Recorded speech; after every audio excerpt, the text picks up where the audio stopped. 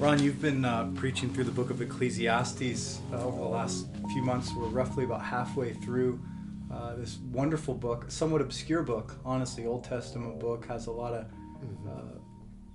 difficult things to say, a lot of hyperbole in Ecclesiastes.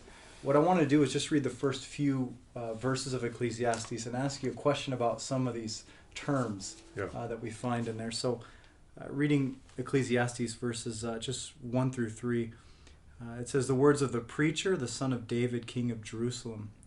Vanity of vanities, says the preacher. Vanity of vanities, all is vanity. What does man gain by all the toil at which he toils under the sun?" Obviously, my translation translates hevel, that Hebrew word vanity. What you've been in the study, I've seen you carry around those big stacks of books on Tuesday, those commentaries. What is your takeaway from all your study in preparing these sermons on what that word hevel that's translated, at least vanity in my take, what does it mean? What's the significance of that word? Help us. Like the book of Ecclesiastes, it has a little bit of a variance of meaning. Ecclesiastes drives people crazy because it sounds like he's contradicting himself at places, saying just the opposite of what he just said.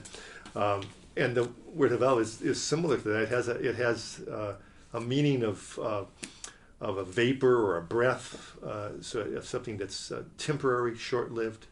But then it also has a meaning more of something that is meaningless is the NIV translation. Right. Vanity is the ESV and other translations. I like Brian Estelle's translation. I think was that he does at Westminster, California. Absurdity. I think that's a good word. That brings out the fact that it sometimes it means just merely something short. That life is short, and we have to remember that. But it's more than just being short. It's being that it's not right. There's something wrong here. It's something that we all can't really put our finger on, but it's there, and that's because we live in a sinful world. And then that was kind of my next question. The sinful world or this life under the sun. You see under the sun throughout the book. Right. I like Estelle's take. There is some absurdity to it all. What does he mean by under the sun? What does this preacher, this wise sage mean? Well, I think it really does mean, like you say, it's life in a sinful world. I think would be a good way of putting it. Life as it is, life as it appears, as it looks. Life is filled with many paradoxes and things that don't make sense to the believer or the unbeliever or the believer. It's Ecclesiastes is a book that both the believer and unbeliever both love because it says it like the world appears, like the world.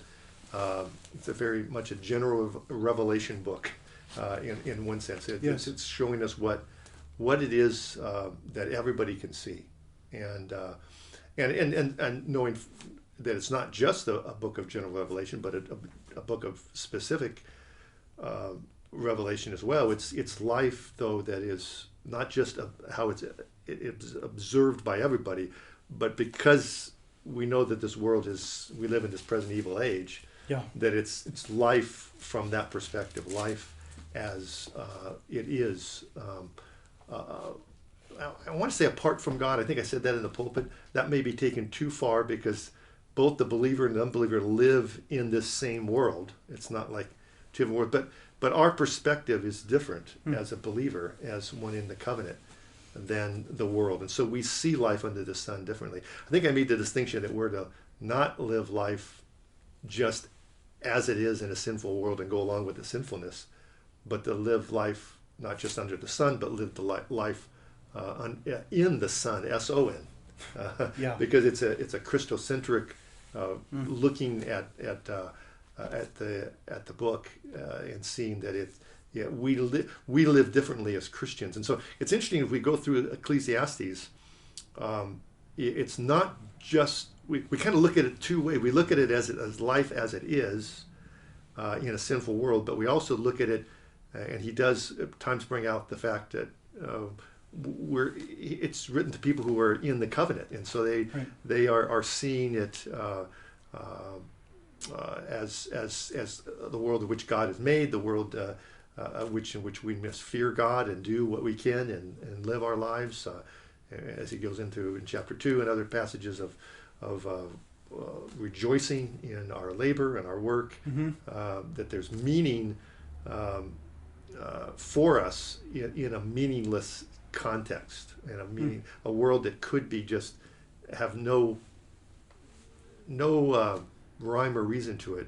There's still rhyme or reason for the believer.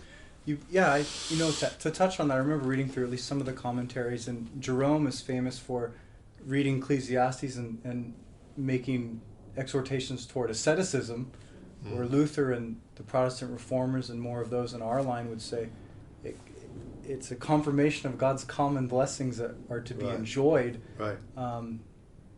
And that's a real tension, I think, that we have, because we do live life in the Son, so we should be distinct, but at the same time we're very common and very similar to our neighbors who maybe both believe and unbelieve. It's a two kingdom kind of. We're looking at both things. We're in both. Our dual citizenship is a real one, and it kind of comes out as we interpret the book of Ecclesiastes. Yeah, I mean, because in a sense we live under a common blessing. Everyone does. God preserves creation, allows people to have dignity, provides so often food, clothing, and shelter. But there also is a common curse that even those whose sins are forgiven in Christ must endure as the general futility or obscurity of day in and day out life. Yeah, so we don't live above the sun. I mean, that's impossible right now. And some people use that. We live under the sun as well as the unbeliever, but we see it from a different perspective because we're in the Son, S-O-N, we're in Christ. Yeah.